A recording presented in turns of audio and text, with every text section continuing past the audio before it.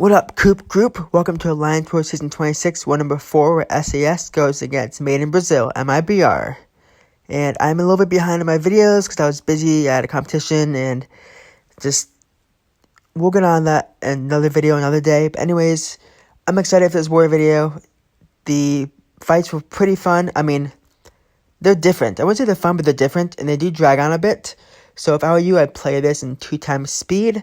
Good luck understanding my voice at 2 times speed because I already speak really fast. But anyways, we're beginning in Quake, Warlock, and Red Hulk. We are scheduled for, I think, 6 fights, and we might be taking just 5 of these fights. We'll be on path 9 with Red Hulk against Strife, and then Mcoc. Actually, Mcoc came out with Professor X. I was going to say, both came out at the same time. But, yeah, it's a pretty good Red Hulk fight. And then we might be on that Omega Red with Warlock. We were supposed to. Then we'll be in path 2 against Mr. Fantastic and against Namor. Neither of them are protect defenders. So, I mean, just simple fights. And then we'll be against Sentinel with Quake, but face Sentinel, so gotta be very careful. Then we were scheduled for Node 49 Moleman, but I had asked our Ghost user, since I used to always take that with Ghost, if he can do it. And he destroyed it. P-Mug, great job, man. But yeah, there is a Protect Global, and we're going to boost up. Now, I have been kind of slacking. My Alliance members in my group have been telling me that I take too long to move. So, in the next few wars, I did promise them I'm moving as quick as I can, and I'll be boosting up numerous times if I have to. I've been trying to save. As you see, everyone already moved, and it's already like 11 hours in, and people are like, yo, Coop, where you at? Yo, I was at gym training high competition this weekend. No excuses, though. I should have moved. But we're boosting up for path 9. Let's do this. As you see on the bottom, I'm going to have kind of my tactic for every fight. So this is Red Hulk versus Strife. And I watched a fight with Super Sam, who's in For Loki. He did the same exact fight with Red Hulk. And he was promising that he wouldn't miss at all, and he did miss. So my goal here is to watch out for the miss. I love playing Strife, so I know that when he gets 5 of his psychic charges, then there's a chance to glance, and if he's awakened, that glance can make him activate his cloak. So you gotta be careful.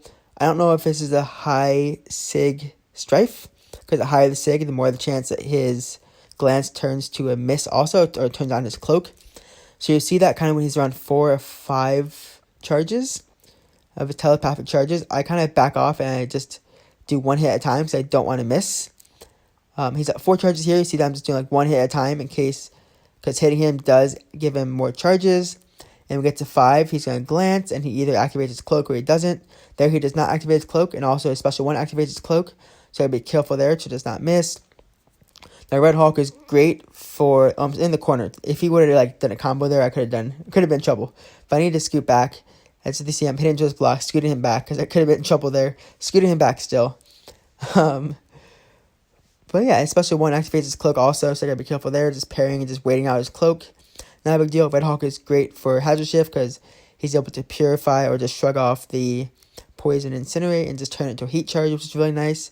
Now Curve Thorn special 2 there to heal up a little bit, but he's at 4 charges. I do not want to deal with that miss, because if I miss, he's gonna hit me and just destroy me, and it won't be fun.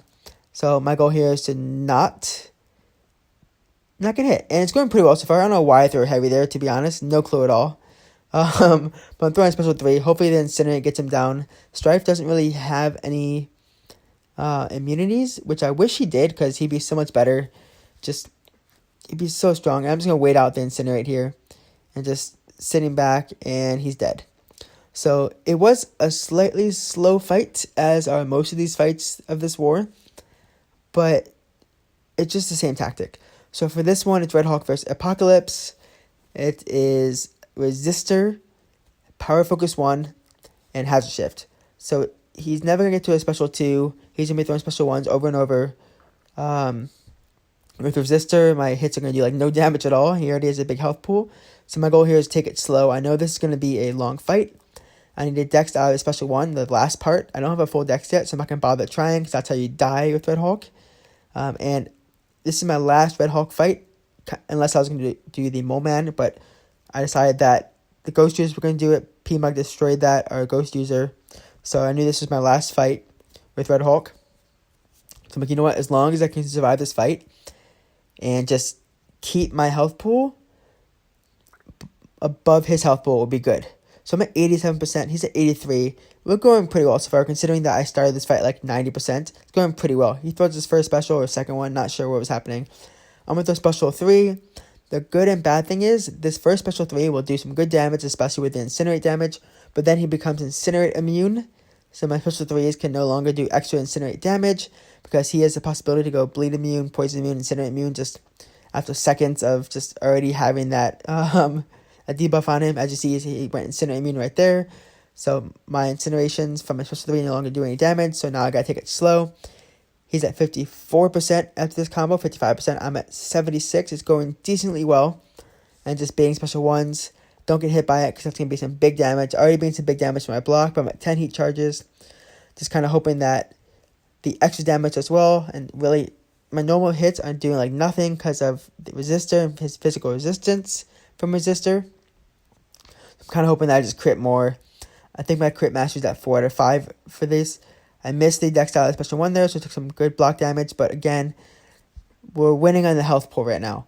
I'm at 67%. He's at like 40%, 39%. So it's going pretty well. Now, he is a protect defender, but with the resistor, there's no way I'm ever going to activate to protect. If I do, it's not that hard to get an intercept once in a while, especially if I can put him in the corner. But that never happens. He's at 23%. This is already 2 minutes long. My fights are never this long. Last season, I never had a fight this long when I was a ghost user. 2 seasons ago, never. So it's different to have long fights and to know what it's like to struggle and just be scared for longer of not wanting to die. Because I'm still deathless this season. This is the 4th war, and I'm still deathless so far. And I know that noobs, when they join new alliance, are supposed to die. But I'm trying my best not to. Trying to bait out special 1 here. Again, we're winning on the race here. He's at 13%. I'm at a measly 53%. It did some good damage, but we're going to finish him off soon. I think this is the whole 3-minute fight. It's going to be like another like 10 seconds, I think. Maybe more. Maybe not. But I have assassins going, throwing a special 3. Hopefully it does some big damage. If it doesn't finish him off, then the extra damage will. Boom, boom, and crush. Apocalypse down. 3-minute fight. Awesome. Now going straight to my, I think I'm open. Straight to my path 2, which is already open. I'm going to do it on the same exact boosts, hopefully.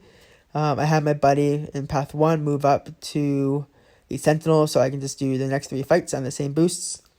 The next 2 fights are going to be Warlock fights, so I'll do Warlock versus this is Mr. Fantastic. My goal here is parry heavy, control his power, don't let him throw any specials, just because I can get hit by a special 1, hit unblockable if I'm just not thinking. And doing numerous fights in a row, to be honest, in war, is nerve-wracking. Because like if something goes wrong in one fight, the rest of the fight, your nerves are already going. And I had that happen to me numerous times in different wars and different seasons. So my goal here is just parry heavy, just mainly do bleed damage here. Turn on the infection, which is on right there, to control his power. Not that specials will do any damage, and I don't plan on throwing any specials because this is strike counter power, which means that if I don't throw specials, I'm going to get power suppressed basically by doing the same exact hit over and over. So heavy attacks over and over will just, as you see, I have 12 power suppressions. I got hit there, which is not a big deal. He didn't crit me at all. I have my armor up buff up. So it wasn't that big of a deal. And this is really good practice for other kind of fights where we need to control power and they're running willpower, which he was, which wasn't a big deal at all. I believe the same user had the Omega before.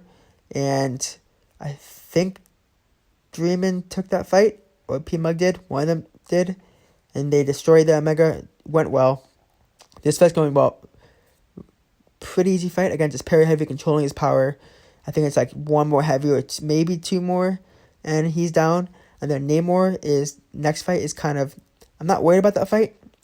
But the only reason I parried heavy here is I didn't want to do any full combos because he can evade. And I didn't want to get evaded and destroyed. So it went decently well. But I did take a combo. So I'm going to use my 1 potion of this war right here. It's always good to be safe. Now Namor, if he's at high save, which most likely this guy is, he can reflect damage. So if I'm going to have my infection on him, he's going to be having damage when he's getting power drained. So anytime he hits me during that time, he's going to reflect that damage either fully or partially, depending on his sig level, which I didn't check. And it's a rank 3, so it's not a big deal. My goal is just watch out for his reflex. Don't do any intercepts because he'll reflect that full damage back at me. He is running salve, it looks like. I think if I parry him, he's also running willpower, so not a big deal. Very pretty easy to control his power, and just it would be good to watch out for his Imperious Rex, but when you're fighting against Namor, it's almost impossible, unless you're really not smart, to have him throw a special 3 against you. So I wasn't worried. The moment he goes Imperious Rex, his power starts going down. He never has enough time when you're fighting against it to throw a special 3. So he got Imperious Rex right here. His special 2 is unblockable, so I'm going to kind of watch out for this. His special 1 is not unblockable. His special 2 is.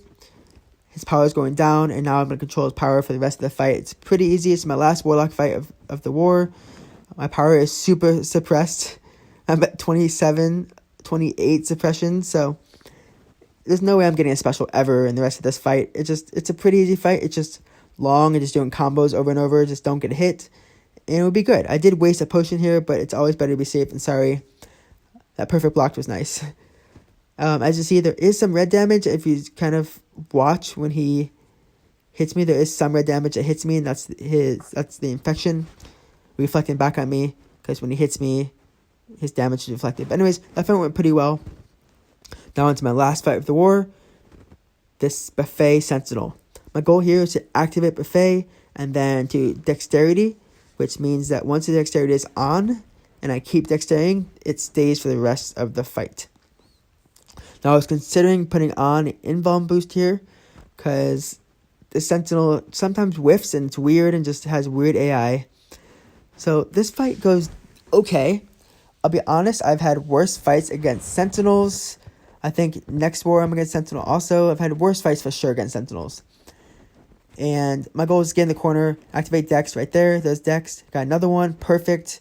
If I keep that Dexterity on me the whole time, anytime I Dexed, or anytime I Dexterity, it will not activate Buffet, so we are good. But if I throw a heavy or hit him at all, and then Dexterity goes away, then, like right there, oh, I forgot about this. So luckily I do a Dexterity while Concussion is up from my Aftershock, so it does not activate Buffet again, and I got very lucky there. I think it's the only time I drop a heavy. I got very lucky. Now, I've been pretty lucky for dropping heavies with Quake when I make a mistake. I know that against Mcoc and against other fights this past season when I'm using Quake, I've dropped heavies in war, and it hasn't been too pretty. But so far, it's going pretty well. I got very lucky that I dropped a heavy during Concussion.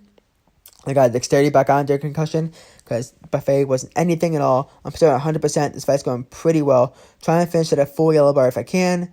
If I do parry, whatever, not a big deal. I think this is my last fight of the war anyways. Now, luckily, the Aftershock went on right there, because if it didn't, I think he would have hit me, because I just stood there like a dummy, just doing nothing. But it's going pretty well, so I'm always watching. I'm like, all right, 1 or 2 more Aftershock cycles, and we are good. Let's go. At 100%, come on. Don't die. Last fight of the war. Sentinel's almost down at 5%. Don't drop the heavy, because he will gain 15% health from Buffet. Don't do it. It'll be a longer fight. It's already long as it is. And Aftershock done, and he is down. Sentinel down. That fight went decently well. I did drop a heavy once. I mean, at the end of the fight for twice. But it went okay. So we had 5 fights this war. 0 deaths. Did use 1 potion, but it's always going to be safe and sorry, because if somehow that Namor got a special 2 on me, unblockable, it could have hurt.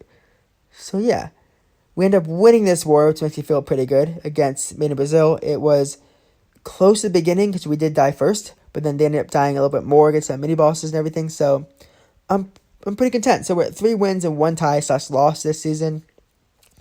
I'm at a total of 12 Warlock fights, 4 Red Hawk fights, 5 Quake fights, and 1 Corvus fight with 3 White Mags pre-fights. So that's what I'm at this season so far. We're at rank 9 overall Master, so we're in a pretty good spot so far.